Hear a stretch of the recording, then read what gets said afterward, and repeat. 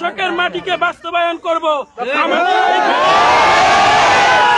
ভুট্টা, গম এবং রবি শস্য সহকারে অনেক ফসল আমরা চাষাবাদ করে থাকি।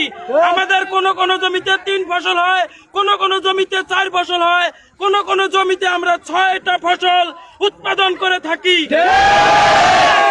আমরা এই মাটি চাই, আমরা এই বাংলাদেশের একটি অংশ আমাদের এই কুটিরডাঙ্গা।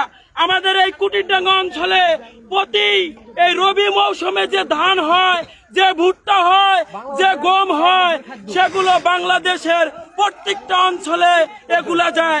এগুলা দিয়ে বাংলাদেশের অনেক খাদ্য চাহিদা পূর্ণ করে এবং আমরা গণস্বাস্থ্য এবং খাদ্য সংস্থার পরিপ্রেক্ষিতে আমরা জানতে পেরেছি যে এইখানকার খাদ্য দিয়ে 35 দিনকার খাদ্য হয় গোটা বাংলাদেশের। জানেন বর্তমান বাংলাদেশে ভূমি কম, অধিক জনসংখ্যা। খাদ্য ঘাটতি পূর্ণ করতে গিয়ে সরকারকে অনেক ঋণ হতে হয়।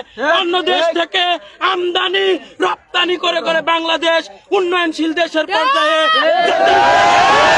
আমরা নিয়ে যেতে চাই। বাংলাদেশকে এই কৃষি কাজের মাধ্যমে উন্নয়নশীলের দেশের কাতারে তালিকায় জায়গা করে নিতে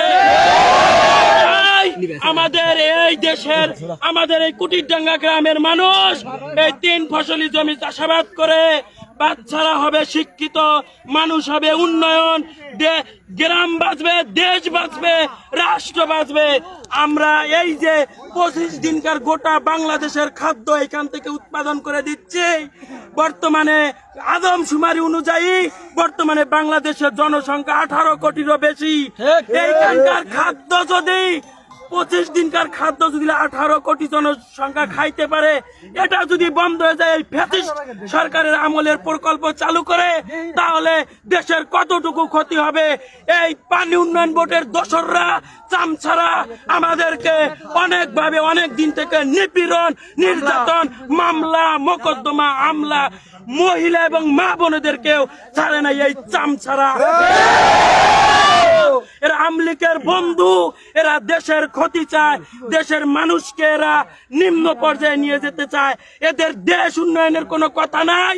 এরা শুধু চাচ্ছে যে এরা তাদের নিজের পকেট ভরবে, বিদেশে বাড়ি করবে। ওদের পকেট ভরবে, কৃষকের ক্ষতি করে বিদেশে বাড়ি করবে। আমাদের দেশের বাইরে কোনো ঠিকানা নাই, গ্রামের বাইরে কোনো ঠিকানা নাই। বাংলাদেশে অনেক রোহিঙ্গা জায়গা পেয়েছে। আমাদেরকে এই দেশে